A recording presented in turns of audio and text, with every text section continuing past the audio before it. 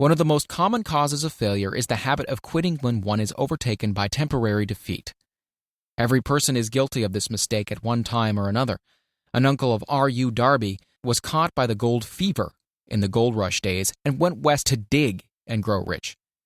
He had never heard that more gold had been mined from the brains of men than has ever been taken from earth. He staked a claim and went to work with pick and shovel. The going was hard, but his lust for gold was definite. After weeks of labor, he was rewarded by the discovery of the shining ore. He needed machinery to bring that ore to the surface. Quietly, he covered up the mine, retraced his footsteps to his home in Williamsburg, Maryland, told his relatives and a few neighbors of the strike, and they got together money for the needed machinery to have it shipped. The uncle and Darby went back to work the mine. The first car of ore was mined and shipped to a smelter.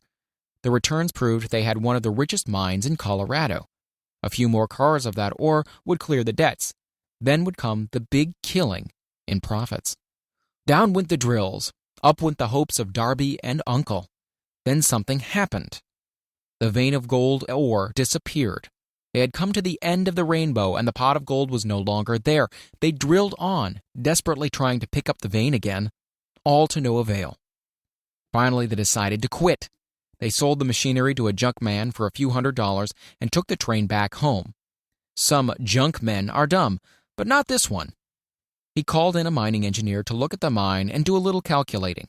The engineer advised that the project had failed because the owners were not familiar with fault lines.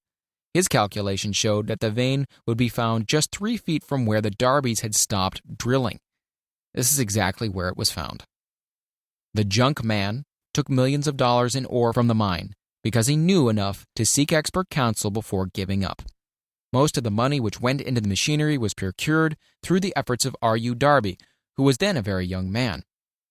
The money came from his relatives and neighbors because of their faith in him. He paid back every dollar of it, although he was years in doing so. Long afterward, Mr. Darby recouped his loss many times over when he made the discovery that desire can be transmuted into gold. The discovery came after he went into the business of selling life insurance. Remembering that he lost a huge fortune because he stopped 3 feet from gold, Darby profited by the experience in his chosen work by the simple method of saying to himself, "I stopped 3 feet from gold, but I'll never stop because men say no when I ask them to buy insurance."